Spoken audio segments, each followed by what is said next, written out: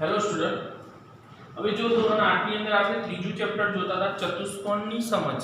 એની અંદર આપણે ચતુષ્કોણ વિશે તમને શીખવાડ્યું. એની અંદર સ્વાધ્યાય 3.1 ની અંદર આપણે દાખલા નંબર 6 સુધી પૂરું કરી દીધું. હવે દાખલા નંબર 7 ની અંદર બે આકૃતિ આપણને આપેલી છે. એની અંદર બંને આકૃતિની અંદર અહીંયા દાખલા તરીકે એક આકૃતિ અહીંયા આપી છે આપણને. તો એ આકૃતિની અંદર આપણે x y અને z, બરાબર, તો આ x y z ની આપણે શોધવાની છે કિંમત, એટલે કે કેટલા અંશનો ખૂણો થશે એ શોધવાનું છે. અને ત્રણે ત્રણનો આપણે સરવાળો કરવાનો છે.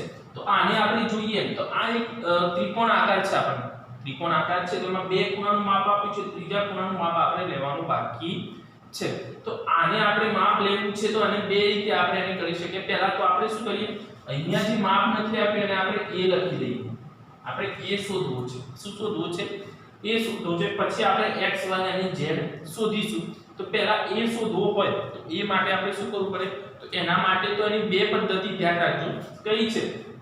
તો આપણને y મળે છે, તો y ને આધારે આપણે તો એની અંદર અંતર, તમે 7મા ધોરણની અંદર ભણી ગયા, અંતર સમૂહકોણનો સરવાળો બરાબર બહિષ્કોણ, બરાબર, એટલે કે બહારનો ખૂણો. તમે આ બંનેનો સરવાળો કરો એટલે બહારનો ખૂણો આપણને મળી જશે. પણ આપણે બીજી રીતે એક રીતે શીખીએ છીએ. તો કેવી રીતે?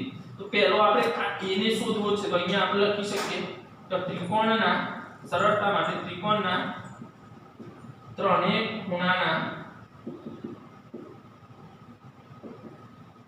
માપનો સરવાળો કેટલો થાય? તો ત્રણેય ખૂણાના માપનો સરવાળો બરાબર 180 અંશ થાય. કેટલો થાય?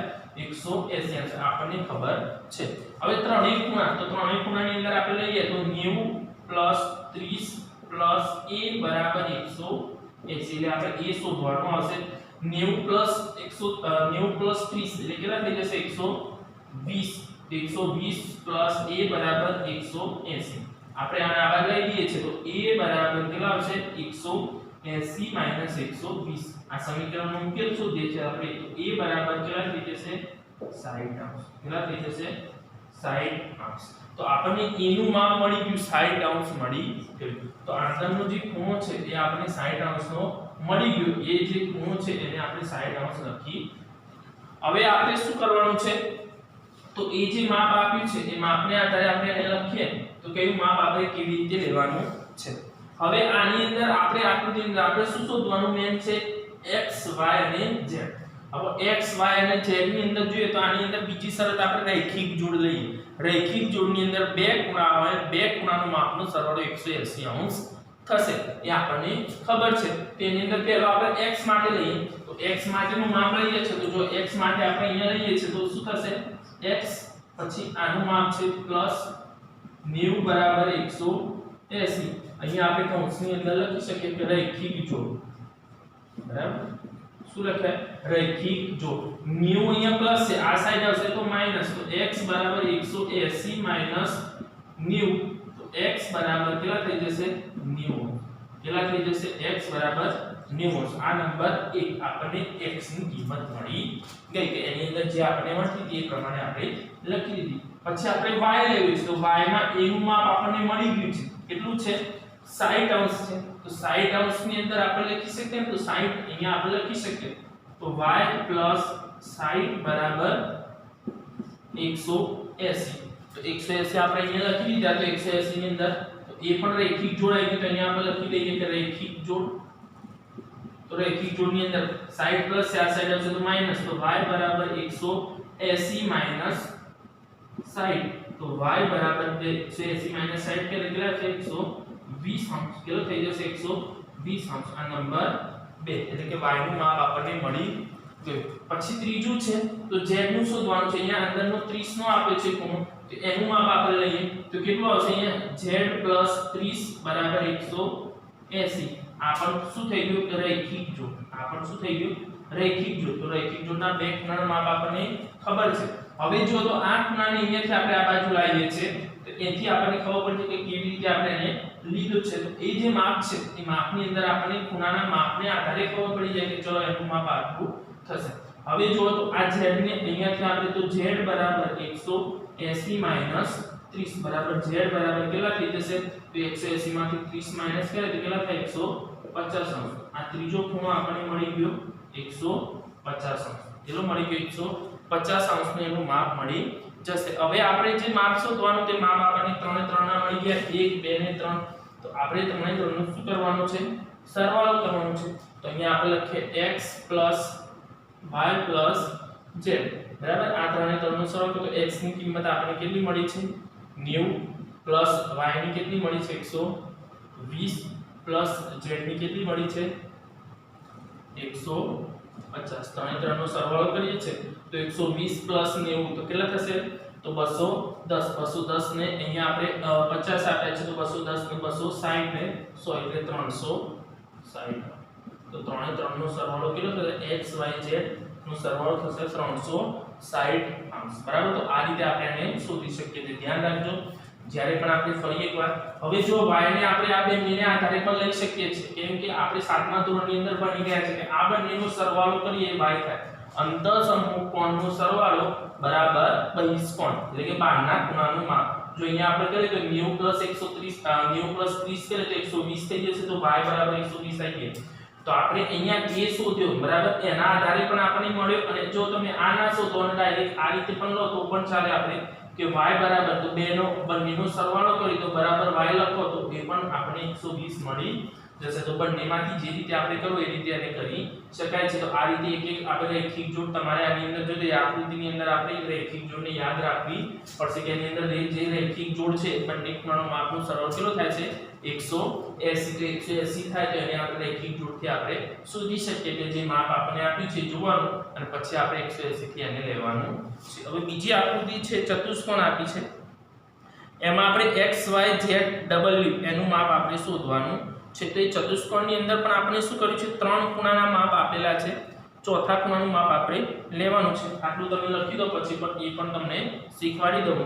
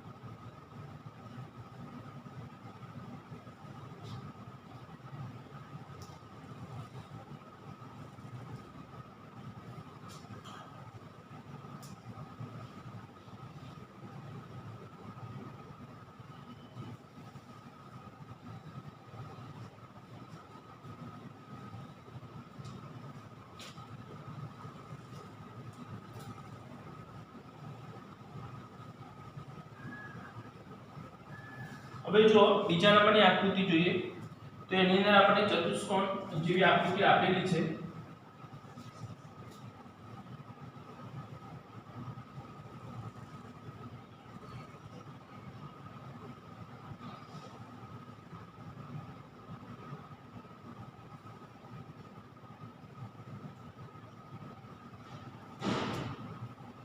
આ રીતે આપણે આકૃતિ આપેલી છે એની અંદર માપ અલગ અલગ આપ્યા છે.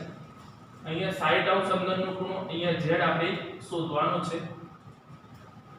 પછી અહીંયા w આપ્યો છે બહારનો ખૂણો એ પણ આપણે શોધવાનો છે. પછી અહીંયા 120 આપ્યો છે, અહીંયા x આપ્યો છે, અહીંયા 80 અંશ, અહીંયા y બરાબર. તો આપણને જો ત્રણ ખૂણાના માપ અંદરના આપેલા છે એક ખૂણાનું માપ આપણને અહીંયા આપ્યું નથી તો અહીંયા આપણે દાખલા તરીકે a લખી દઈએ. શું લખી દીધું? a આપણે એને ધારી લીધું. ધારો કે અંદરનો એક ખૂણો a છે. 60 80 અને 120 આપણને આપેલું છે અને 12 આપણને જો તો x y z w આ ચાર ખૂણાનું માપ આપણે શોધી અને ચારે ચારનો સરવાળો કરવાનો છે તો પહેલા તો ચતુષ્કોણની અંદર આપણને ખબર છે ચતુષ્કોણના ચાર ખૂણાનું માપનો સરવાળો કેટલો થાય તો 360 આમ જો તમને યાદ ના હોય તો આપણે સૂત્ર લખવાનું કયું છે n - 2 * 180 એ સૂત્રનો ઉપયોગ કરીને પણ આપણે એને શોધી શકીએ છીએ તો જો તમને ખબર નથી જેની અંદર આપણને ખબર ના હોય તો એનું આપણે માપ જાતે એને સૂત્રનો પરથી આપણે એને લખી શકીએ છીએ તો આપણે એક વસ્તુ પહેલા લખીએ કે ચતુષ્કોણના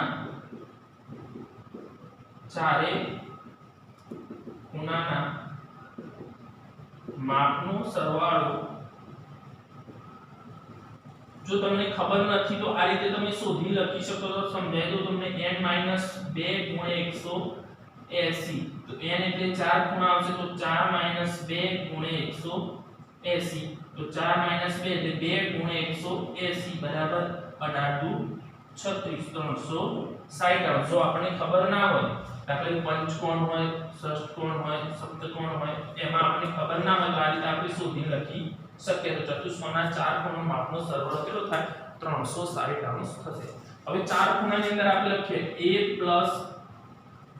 120 + 80 + 60 બરાબર 360 અંશ આ ત્રણ ખૂણા આપણે તો ત્રણ ખૂણાનો સરવાળો કરી દે તો a બરાબર આ ત્રણનો આપણે સરવાળો કરી દેવાનો તો એ સરવાળો આપણે કરીએ તો આપણને એની અંદર ખબર પડી જશે કે a કેટલું માપ મળે છે તો જો અહીંયા 120 + 80 એટલે 200 અને અહીંયા આવશે 260 + 260 બરાબર 360 260 આ બાદ લઈએ તો a બરાબર 360 - 260 a બરાબર કેટલા આવી જશે 100 તો a નું માપ આપણને મળી ગયું એ આપણે લખી દીધું 100 અંશનું માપ આપણે લખી દીધું હવે આપણને મળી જશે તો આ જે માપ છે એ બંને ચારે ચાર માટે આપણે રૈખિક જોડ લેવી પડશે તો ચારે ચારના માપ આપણે કયું x નું માપ લઈએ તો x માટે લઈએ આપણે તો શું આવશે તો x માટે લઈએ x + 120 બરાબર 180 તો અહીંયા આપણે લખી દીધું રૈખિક જોડ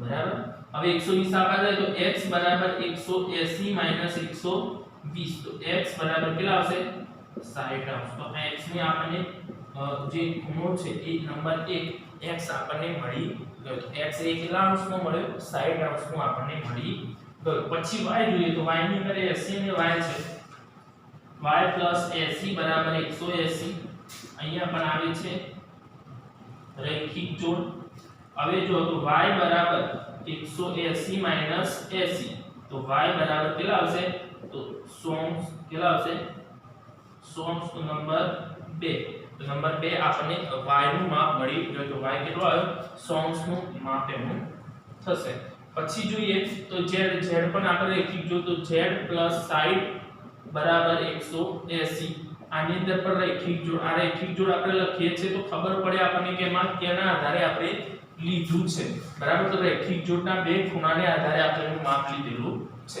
બરાબર હવે જો તો અહીંયા આપણે તો z બરાબર 180 - 60 તો z બરાબર 180 - 60 કરીએ આપણે તો કેટલા થશે તો 180 - 60 કરીએ એટલે 120 અંશ તો z નું માપ આપણે કેટલું મળી ગયું 120 અંશ નંબર 3 બરાબર અને ચોથા નંબરનું છે એ w છે તો a નું માપ આપણને મળી ગયું છે તો એ આપણને 100 અંશનો મળ્યો છે તો આપણે અહીંયા લખીએ w + 100 બરાબર 180 આ પણ છે રૈખિક જોડની અંદર આપણને એને બંનેનો મળી જશે તો w બરાબર 180 - 100 w બરાબર કેટલા થશે 80 તો w નું માપ પણ આપણને ચોથો જે ખૂણો છે તે 80 અંશનો મળી ગયો તો આ રીતે આપણે ચારે ચાર ખૂણાના માપ લઈ લીધા હવે ચારે ચારનો સરવાળો કરવાનો છે કોણ તો x + y + z + w બરાબર કે બંને ત્રણે ચારે ચારનો સરવાળો કરો તો x નું માપ કેટલું મળ્યું છે 60 અંશ y નું 100 z નું 120 અને w નું 80 તો સરવાળો કરી દઈએ આપણે તો આ બંનેનો સરવાળો કર્યો તો 100 પ્લસ 60 એટલે 160, 160 ને 180 પ્લસ એટલે 280, 280 અને 80 એટલે 360. કેટલું થાય? 360. તો ચારે ચાર ખૂણાનો માપ કેટલું થશે? સરવાળો 360 અંશ. તો ધ્યાન રાખજો વિદ્યાર્થી મિત્રો, અહીંયા આપણને જે પ્રમાણે આપ્યું છે તમે એની અંદર જો તો આપણે શું કર્યું, આ બહિષ્કોણ છે, આ z w x y એ બધા બહિષ્કોણ બહારની સાઈડના ખૂણા છે એટલે બહિષ્કોણ છે. બહુકોણના બહિષ્કોણ આપણે આગળ શીખ્યા છે એની અંદર તમને ખબર પડશે કે કેવી રીતે આપણે લેવાના છે. તો આ બહિષ્કોણની અંદર આપણે બહિષ્કોણના માપ શું છે તો ધ્યાન રાખજો. આગળ આપણે શીખીએ છીએ કે બહુકોણના બહિષ્કોણનો માપનો સરવાળો ત્રિકોણ હોય, ચતુષ્કોણ હોય, પંચકોણ હોય કે કોઈ પણ આપણને આકૃતિ આપી હોય તેનો સરવાળો તમે જો આગળ પણ આપણે જોયું તો એ 3 3 x y z નો સરવાળો 360 અંશ થતો, તો અહીંયા x y z w ચાર ખૂણાનો માપનો સરવાળો પણ કેટલો થાય છે? 360 અંશ. એટલે બહુકોણના બહિષ્કોણના માપનો સરવાળો 360 અંશ થશે. આગળ આપણે શીખવા જાય તેની અંદર ખબર પડશે તમને. તો જો ધ્યાન રાખજો, આ રીતે વ્યવસ્થિત જે આકૃતિ દોરી તમારે આ રીતે એને વ્યવસ્થિત લખવાનું છે. જેની અંદર રૈખિક જોડ આવતી હોય તો રૈખિક જોડની અંદર તમારે એને લખવાનું હોય. ચતુષ્કોણ હોય તો એની અંદર જો ખૂણાનો માપનો સરવાળો ખબર ના હોય તો આ સૂત્રનો ઉપયોગ કરીને પણ લખી શકાશે. આટલું લખી દો પછી હું તમને આગળ નવો પોઈન્ટ શીખવાડું, બહુકોણના બહિષ્કોણના માપનો સરવાળો.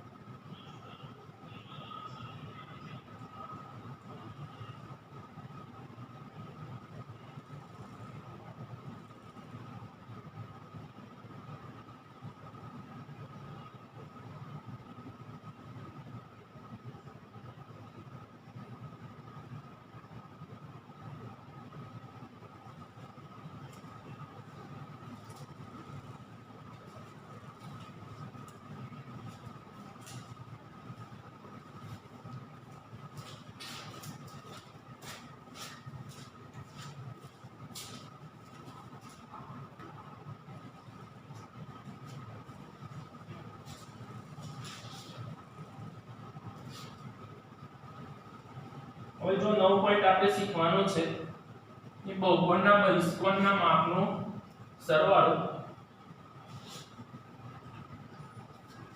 બહુકોણ તો બહુકોણ તો આપણને ખબર છે એની અંદર તો જેના ખૂણા આપણને ખબર છે એની અંદર ઘણા બધા બહુકોણની અંદર ત્રિકોણ આવે, ચતુષ્કોણ આવે, પંચકોણ આવે, બરાબર. એટલે જે ખૂણા હોય બરાબર એને આધારે આપણે એને કહી શકીએ કે એનું શું નામ હોય, ત્રિકોણ હોય, પંચકોણ હોય કે જે પણ હોય એની અંદર.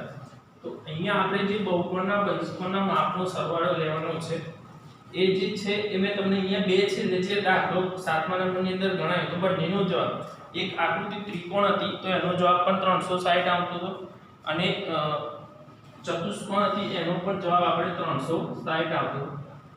તો બહુકોણના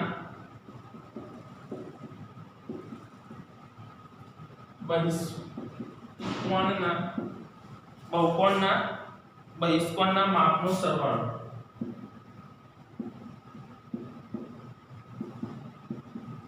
આપણે આ પોઈન્ટ શીખવાનો છે. હવે જો બહુકોણની અંદર આપણે કોઈ પણ એક બહુકોણ દોરીએ, અહીંયા દાખલા તરીકે ત્રિકોણ દોરું છું અહીંયા, તો આ ત્રિકોણની અંદર જે માપ આપણને આપેલું છે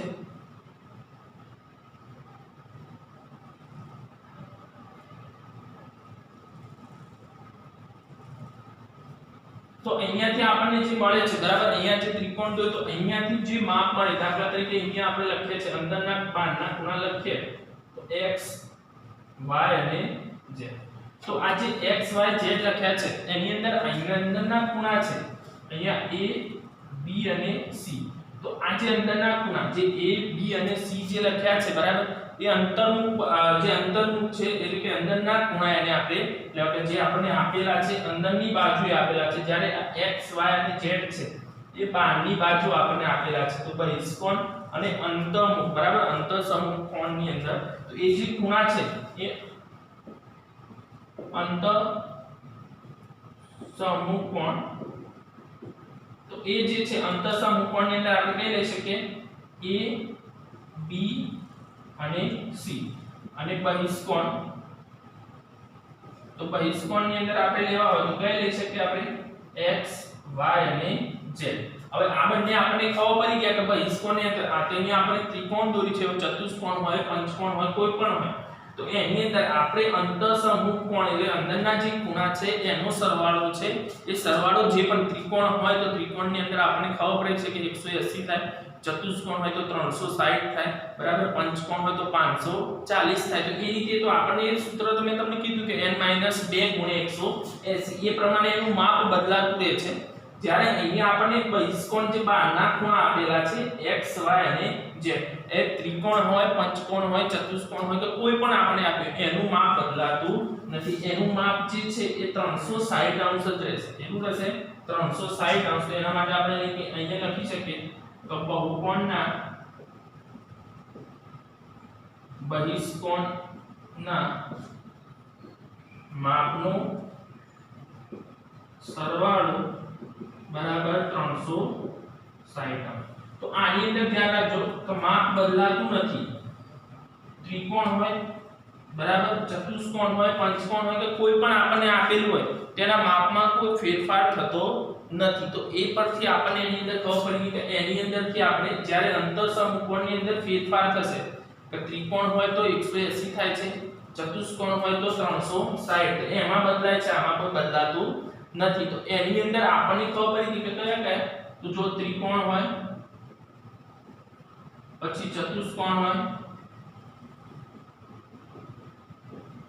પંચકોણ હોય કોઈ પણ આપણને આપેલું હોય બરાબર ષષ્ઠકોણ હોય સપ્તકોણ હોય અષ્ટકોણ હોય કોઈ પણ આપણને આપ્યું હોય તો એના બહિષ્કોણના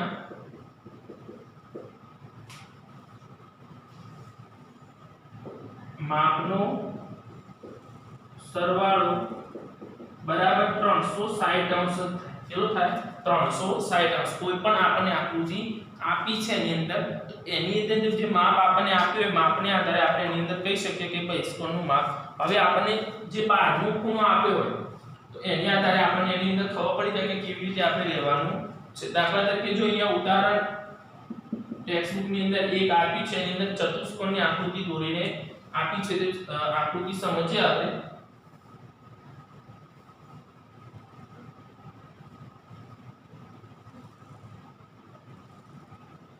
આ રીતની આકૃતિ આપી છે એની અંદર બહિષ્કોણનું માપ અહીંયા આપેલા છે આ 50 છે આ 110 છે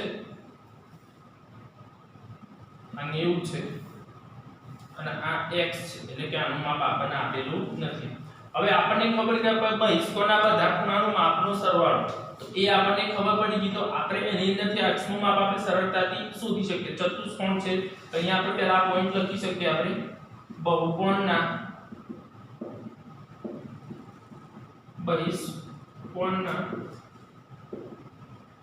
માપનો સરવાળો બરાબર 360 અહીંયા તો દરેક જગ્યાએ આ જ લખવાનું આવશે તમારે ત્રિકોણ હોય ચતુષ્કોણ હોય કે પંચકોણ હોય કોઈ પણ હોય આ જ રીતે તમારે લખવાનું અને એમાં 360 જ આવશે બીજું કોઈ માપ બદલાશે નહીં જે પેલામાં બદલાવ એમાં બદલાશે નહીં હવે આપણે અહીંયા લખી દઈએ કે 90 + 50 + 110 + x બરાબર અહીંયા તો 360 અંશ જ લખવું પડશે આ ત્રણે ત્રણનો આપણે સરવાળો કરી દઈએ તો ત્રણે ત્રણનો આપણે સરવાળો કરીએ છીએ તો જો 50 110 90 200 અને અહીંયા 50 એટલે કે 210 કેટલા થઈ જશે 250 બરાબર 250 એના થઈ ગયા + x બરાબર 360 અંશ એટલે x બરાબર 360 અંશ - 250 50 તો 360 માંથી 250 આપણે માઈનસ કરી દેવાના એટલે માઈનસ કરીને આપણને એની કિંમત મળી જશે કે જે સંખ્યા આપણે લઈએ છે કે એ કઈ સંખ્યા આપણને કેવી રીતે આપણને આપેલું છે માં